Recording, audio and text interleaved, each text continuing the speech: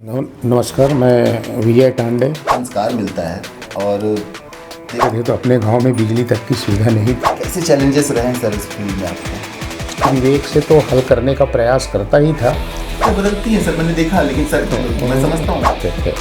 तो उस समय मैंने प्रयास तो सर जैसे बिलासपुर में लगभग कितने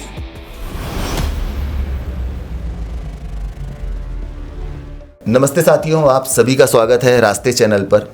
आज हमारे साथ हैं विजय टांडे सर, हमारे साथ हैं बिलासपुर के डीईओ हैं और सर से ही आगे का परिचय लेंगे। मैं विजय टांडे जिला शिक्षा अधिकारी बिलासपुर के पद पर काम कर रहा हूँ। इसके पहले भी बहुत सी जगह में मैंने काम किया है, उसके बाद यहाँ पर काम करने का अवसर मिला है और मैं यहीं बिलासपुर में ही पला बढ़ा, पढ़ा लिखा और यहीं पर वास भी है मेरा। बिलासपुर में ही रहता हूँ मैं जी।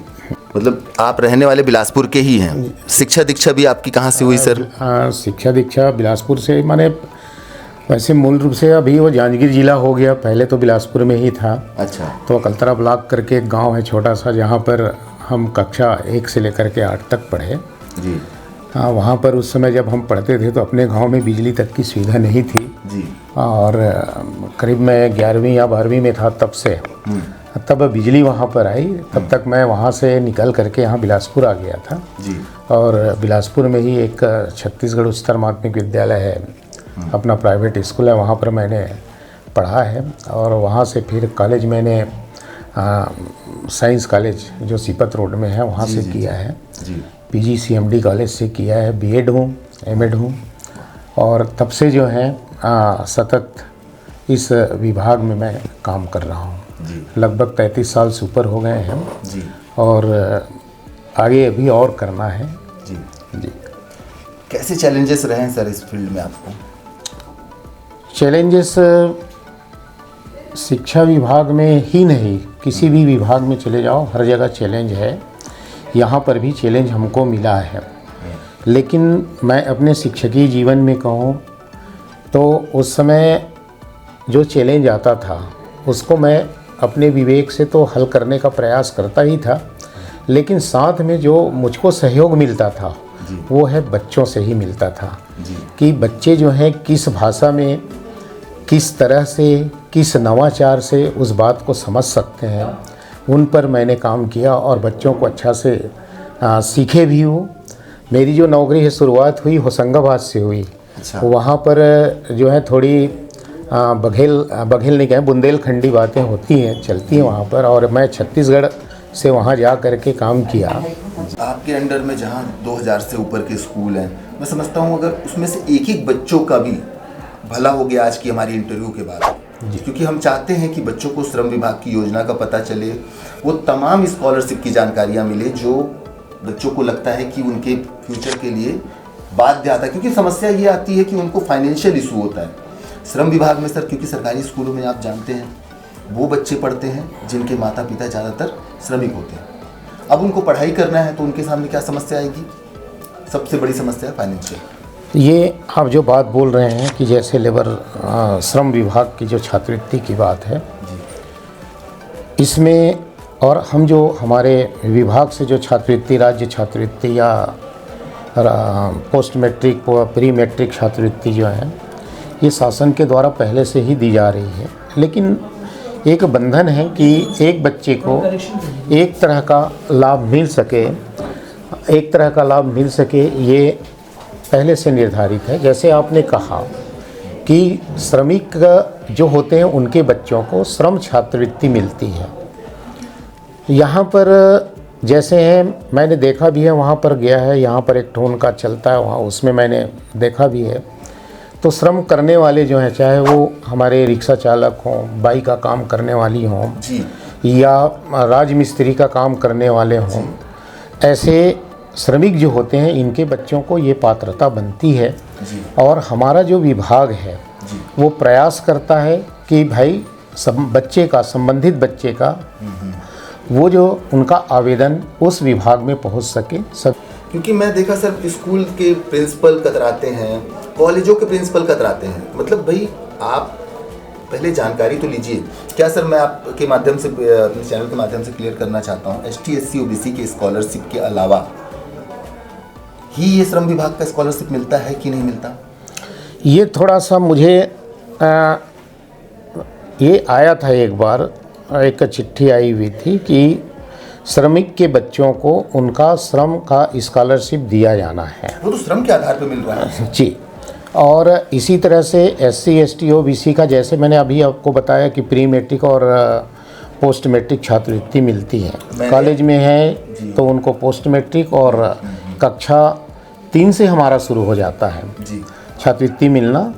कक्षा 3 से शुरू होता है और वो कक्षा 10 तक के बच्चों को प्री मैट्रिक की छात्रवृत्ति मिलती है।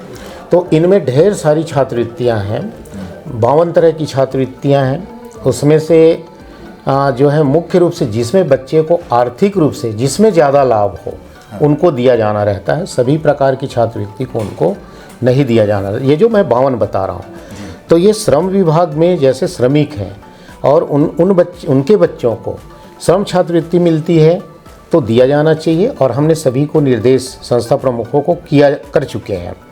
और जैसा भी है, जानकारी नहीं है, मान लो ये है सर कि उनको ये लगता है कि ST SC OBC का अगर स्कॉलरशिप हम ले रहे हैं तो हमको दूसरा स्कॉलरशिप नहीं मिलेगा। नहीं, ये 52 का मैंने बताया ना आपको, 52 तरह की जो छात्रवृत्ति है उसमें से एक छात्रवृत्ति मिलेगी। इसके अतिरिक्त जिस तरह से आप श्रम का बोल रहे हैं, श्रम छात्रवृत्ति ये भी मिलेगी उनको जिनके पालक श्रम करते हैं जी। एक और छात्रवृत्ति जैसे PSY छात्रवृत्ति है, प्रोत्साहन स्कीम के तहत है, वो भी मिलेगी। परीक्षाएं होती रहती हैं और वो कॉलेज तक की मिलेगी। इसी प्रकार से कक्षा 3 से 5 तक के बच्चों को, जो कन्या है, SC ST के जो कन्या बच्चियाँ हैं, उनको जो है कन्या प्रोत्साहन छात्रवृत्ति मिलती हैं।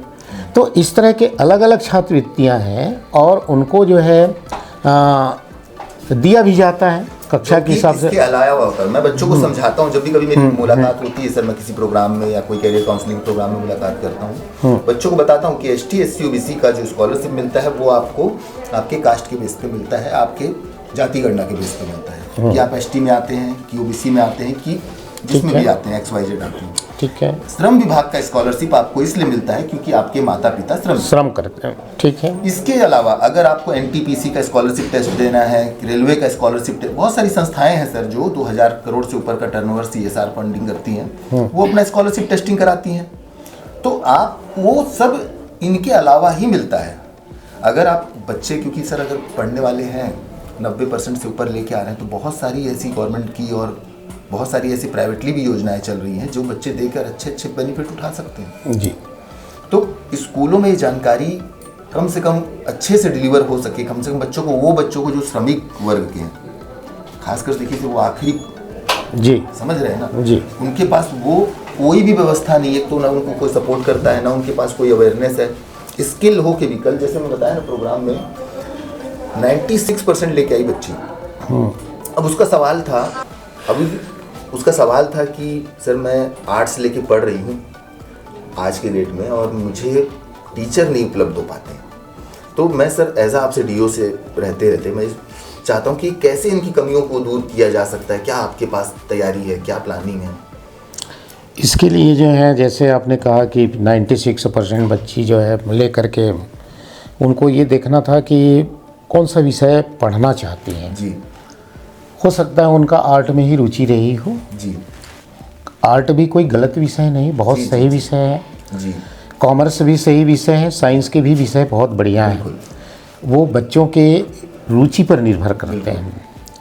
रही बात आपने जैसे शिक्षक की बात कही, तो शिक्षक जो है ये हमेशा से जो है शिक्षकों की कमी 1-2 की रहती है। मैं स्वीकारता हूँ उसको कि कहीं पर शिक्षक की कमी हुई होगी जहाँ पर आप गए थे। हमने इसमें ये किया है कि आसपास के जो शिक्षक हैं और एक आध हायर सेकेंडरी स्कूल होगा वहाँ पर, मान लो वहाँ पर उस हायर सेकेंडरी स्कूल में संस्कृत के व्याख्याता हैं, टीचर हैं, आप लोग और प्राइवेट क्यों नहीं हायर कर सकते हैं सर? यहाँ पर जो है उनका भी कारण है सर, उनका जो है यहाँ पर जैसे मान लो संस्कृत के नहीं है, तो हमने ये कह रखा है, सभी संस्था प्रमुखों को बोल रखा है कि सप्ताह में 6 दिन हमारा स्कूल लगता है, 4 दिन आप अपने स्कूल में पढ़ाएं, 2 दिन जाके आपके बगल के स्कूल में संस्कृत का विषय पढ़ा दें। उसी तरह से हर विषय में हमने कर रखा है। दूसरी बात ये है, हाँ, कि मान लो जैसे नहीं हमको रेगुलर टीचर चाहिए, तो उसके लिए भी एक हमने सभी जो एसएमडीसी के जो अध्यक्ष होते हैं उनके माध्यम से संस्था प्रमुखों को बोल रखा है कि निवेदन करें कि यदि वो मिनिमम जो चार्ज दे करके कोई यदि पढ़ाना चाहता है, इच्छुक बच्चे हैं विद्यालय में आकर के पढ़ाना चाहता है तो पढ़ा सकते हैं, उनको हम मिनिमम चार्ज देंगे।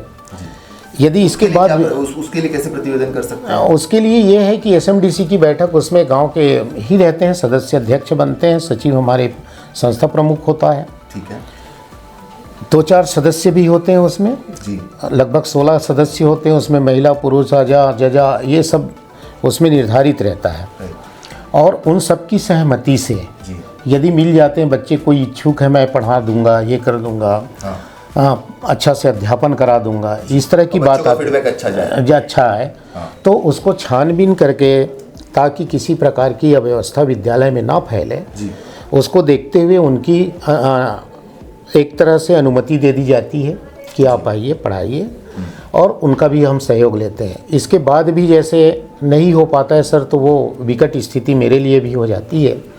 उस स्थिति में हम कहते हैं कि या तो फिर पदोन्नति से शिक्षक मिलेंगे या फिर शासन के द्वारा जब भर्ती होगी तब शिक्षक मिलेंगे। कहीं ना कहीं कैरियर काउंसलर भी होना बहुत ज़रूरी है सर, क्योंकि देखिए मुख्य उद्देश्य जैसे बोला ना कि आप नींव हैं स्कूल की, यहाँ से बच्चे को एक संस्कार, एक आने वाले समय का उसको भविष्य तय करने का यहाँ पे रास्ता तय हो जाने चाहिए 12वीं पढ़ते पढ़ते, क्योंकि बच्चा 12वीं के बाद करना कुछ है और कर कुछ और लिया तो यहाँ पे उसके बाद दोबारा ग्रेजुएशन वो करने नहीं जाता बच्चा, क्योंकि एक बार अगर बच्चा इंजीनियरिंग बनना, नर्स है उसको और बन गया इंजीनियर, उसको अच्छा लग नहीं रहा है, उसमें ग्रोथ उसकी होगी नहीं। जी, आप नहीं, बिल्कुल सही बोल रहे हैं, सही बात है। और इनको तो जैसे ही बच्चा 12वीं की कक्षा में जाता है तो वहाँ पर एक प्राचार्य ही नहीं है, कम से कम उनके साथ में 4 टीचर हैं जी। इनको बैठ कर के इस पर काउंसलिंग करना चाहिए प्राचार्य को कि बेटा आप ये विषय लेके पढ़ रहे हो, अच्छी बात है, कोई भी विषय खराब नहीं है। जैसे आपको मैंने कहा 96% लेकर के बच्ची आज आर्ट ले रही, तो उनको हरास होने की बात नहीं है। आपके चैनल के माध्यम से मैं कहना चाहूँगा उसमें भी बहुत से स्कोप हैं। अभी 12वीं जैसे ही होती हैं तभी एक क्लेट की परीक्षा दे सकती हैं। क्लेट की परीक्षा में वो LLB से लेकर के LLM तक के कोर्स वो कर सकते हैं जी। बहुत अच्छा से लॉयर बन सकती हैं जी। इसमें भी आ सकते हैं, आपका पत्रकारिता में भी आ सकते हैं, ठीक है। बहुत बढ़िया इसमें है कि प्रशासनिक जो पोस्ट होते हैं आज भी आर्ट्स के ही बच्चे उसको पा रहे हैं। और ख़ासकर एक मज़ेदार बात बता दूं, मैं बहुत गर्व के साथ कहता हूं कि हमारे गवर्नमेंट स्कूल के बच्चे आज भी जितने प्रशासनिक पोस्ट हैं उसमें से 90% पोस्ट को हमारे गवर्नमेंट स्कूल के बच्चे ले रहे हैं, उस पर काबिज हो रहे हैं। ये कहो तो ज़्यादा अच्छा होगा, क्योंकि उसका महत्व तो समझ रहे हैं, कुछ बच्चे समझते हैं जो इसका कारण संस्था की है वहाँ उन लोगों ने बनाया, उनको उन्होंने ट्रांसफ़र किया SCRT को। और SCRT जो है क्रम से चरणबद्ध रूप से इस पर सभी विषय का प्रशिक्षण शिक्षकों को दिया जा रहा है, जिसको SRG कहते हैं। SRG BRG को प्रशिक्षण देते हैं और BRG शिक्षकों को देते हैं। आपके रहते बिलासपुर में कब तक दिखेगा? मैं तो समझता हूँ 4 महीना लगेगा। अब रहना नहीं रहना अलग बात है, वो मैं तो चाहता हूँ कि तुरंत दिख जाए, लेकिन ऐसा संभव नहीं है, समय लगेगा उसमें थोड़ा सा। अपार ID क्या है सर, इसके बारे में सुन रहे थे? हाँ, अपार ID ये बहुत बढ़िया, आपने बढ़िया प्रश्न किया है ये, और एक अच्छी बात है ये। इस पर शिक्षक के साथ साथ पालक को भी जागरूक होना जरूरी है। मैं आग्रह करूंगा पालकों से जी, हमारे चैनल के माध्यम से हाँ, आपके चैनल के माध्यम से पालकों से आग्रह करूंगा कि इसमें अपने बच्चों के हित के लिए इस काम को कर दें। अपार ID को हमको सहयोग करें जी। बाकी जो जैसे हम प्रक्रिया आसान है, हमको चाहिए उनका बच्चे का आधार कार्ड। अच्छा। तो आधार कार्ड आज मैं समझता हूँ सभी बच्चों के पास है जी। हो सकता है उसमें उनके नाम की स्पेलिंग पर त्रुटि हो, डेट ऑफ बर्थ में त्रुटि हो या अन्य कोई छोटी मोटी त्रुटि हो, वो सुधार लेंगे। कहाँ से सुधार होगा इसका? आधार कार्ड को वो ले आए, हम अपने यूडाइस से उनको हम सुधार करके जी हाँ अपडेट कर देंगे। ये तो बहुत वो एक डिजिटल लॉकर है सर। लॉकर मतलब बाबा आप लोग समझ रहे हैं अच्छी तरह से कि भाई हम किसी को रख दें अपने लॉक कर दें उसको, वहाँ पर सामग्री सुरक्षित रहेगी, सारी डॉक्यूमेंट्स। तो इसमें जब बच्चा जो है कक्षा 5 पास करता है उसका एक तो प्रवेश लेगा, वो उनका रहेगा, पूरा डिटेल रहेगा कि कहाँ आपने कक्षा पहली एडमिशन लिया, कहाँ पर से कक्षा 5 पास किया, ये सब उसके अंदर चला जाएगा, लॉक में रहेगा। वो बच्चा आगे पढ़ता है, 8वीं पढ़ता है, 8वीं पास का रहेगा उनका, 10वीं पढ़ता है, 10वीं का रहेगा, 12वीं करता है, 12वीं का, कॉलेज में जाएगा, कॉलेज में उनको हम कॉलेज में भी ट्रांसफ़र कर देंगे सर। और हाँ उसी अपार आईडी को वो जहाँ तक पढ़ेगा, जो जो एक्टिविटी करेगा वो सब उसके उसमें रहेगा। वो तो ये कंपलसरी रहेगा सभी बच्चों के लिए? सभी बच्चों के लिए कंपलसरी है सर, सरकारी स्कूल के, प्राइवेट स्कूल के, सभी बच्चों के लिए है सर। और मैं दुख के साथ कह रहा हूँ इसको कि जिनको आपने कहा कि नहीं इतने बड़े बड़े स्कूल हैं, वहाँ पर ये इंफ्रास्ट्रक्चर है, लेकिन वहाँ पर इस तरह से बच्चों के उसमें ध्यान नहीं दे रहे हैं। इसका कारण है सर, हम इसलिए ध्यान दे रहे हैं ज़्यादा, एक तो हम इस पोस्ट पे हैं, दूसरी बात हमारे गवर्नमेंट स्कूल के बच्चों में ये दिक्कत आती है सर, कभी अचानक घर में आग लग जाती है, अचानक घटना है, बता के तो आती नहीं, बारिश हो जाती है या दीमक लग जाते हैं, तो जिसके कारण उनके मार्कशीट ख़त्म हो जाते हैं सर।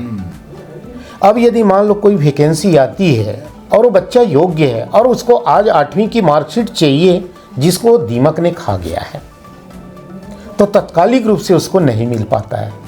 तो हमारे पास डिजिटल लॉकर है उनका, हम मान लो नहीं भी दिए, हम अपना जो है उसमें एक कोड रहेगा, उसको हम बता देंगे संबंधित को जहाँ पर रिक्रूटमेंट हो रहा है, वहाँ से वो निकाल लेगा और सब उनका निकल आएगा। क्या बात है। तो ये लाभ है उससे सर, इसलिए उसमें हम बहुत लाभ है। तो मैं इसीलिए मैंने कहा कि पालकों से मेरा आपके चैनल के माध्यम से आग्रह है कि इसको जरूर बनवाएं कि मैं, और पूछे शिक्षकों से कि मेरे बच्चे का डिजिटल लॉकर बना कि नहीं बना, नहीं बना है तो कहाँ पर कमी है, क्या मैं सहयोग कर सकता हूँ, इस तरह की बात करना पड़ता है सर। एक छोटी सी जानकारी अगर संक्षिप्त बहुत वो है सर, बहुत वो है। एक तो आधार कार्ड चाहिए, बच्चा पढ़ रहा है तो हमारे पास दाखिल खारिज पंजी है, वहाँ से हम उनका पूरा बायोडाटा उठा लेते हैं। ठीक है। आधार कार्ड उसमें मांगता है, चूँकि कंपलसरी कर दिए हैं वो, और ये जब जाता है तो एक यूडाइस फॉर्म होता है जो बच्चों के लिए रहता है, उसको सभी स्कूल के संस्था प्रमुख भरते हैं, सभी बच्चों का भरते हैं, तो उसमें मिलान करते हैं वो कि कहाँ पर क्या गलत है, और उसके बाद जो है यूडाइस से उसको फिर ट्रांसफ़र कर देते हैं अपार आईडी के लिए सर। हाँ, मान लो अगर किसी बच्चे को अपडेट करना हो तो वो भी अपडेट हो जाएगा, यूडाइस से अपडेट हो जाता है और यूडाइस से फिर उसको अपन अपार में डाल देते हैं। इसी संबंध में सर एक सवाल रहता है, जैसे कई बच्चे लोग बोलते हैं 10वीं 12वीं में मेरा सर नाम में गड़बड़ी हो गई, माँ के नाम में गड़बड़ी, बड़ा परेशान होते हैं सर इसमें। सर वो कुछ प्रिंट मिस्टेक होगा वो, और सभी बच्चों में नहीं होता। समाधान होता है सर उसका? समाधान तो यही है, उनमें एक आवेदन करें सादा कि नहीं मेरा 8वीं और 5वीं का मार्कशीट लगा दें। प्राइमरी जहाँ पर वो घर बता रहा हूँ, प्राइमरी का जो दाखिल खारिज है उनकी सत्यापित प्रति ले लें हेड मास्टर से, 5वीं 8वीं 10वीं जहाँ पर गलत आप बता रहे हैं उसका लगा दें, और लगा करके सीधा अपने जो है उनसे अप्रूवल ले लें, संस्था प्रमुख जो प्राचार्य के रूप में है, जहाँ से वो 10वीं 12वीं पास किया है, वहाँ से अप्रूवल ले लें। अप्रूवल लेने के बाद वो सीधा हम अपने यहाँ बिलासपुर में संभागीय माध्यमिक शिक्षा मंडल है, यहाँ पर भी नहीं दे पाते हैं, रायपुर जाना होता है, रायपुर में कर लें। पहले तो उसी के लिए भोपाल जाते थे, आज तो इतनी है कि अपन करा सकते हैं। रायपुर जाना पड़ेगा? नहीं, कोई ज़रूरी नहीं है, माध्यमिक शिक्षा मंडल में यहाँ घर बैठे आप भेज सकते हैं माध्यमिक शिक्षा मंडल रायपुर को। ऑनलाइन नहीं, उसमें बाई पोस्ट से, बाई पोस्ट भेज सकते हैं जी, रजिस्ट्री के माध्यम से भेजें ताकि गड़बड़ ना हो, रुके मत हो कहीं पर। काम होता है सर इसमें? काम होता है, बराबर होता है, सुधर के आता है। बच्चे काफी घबराए रहते हैं, थोड़ा समय लगता है उसमें, थोड़ा समय लगता है सर, 1-8 महीने का समय लग जाता है, क्योंकि प्रदेश भर को उन लोगों को देखना रहता है, लेकिन काम होता है, श्योर है सर, काम होता है जी। ठीक बात।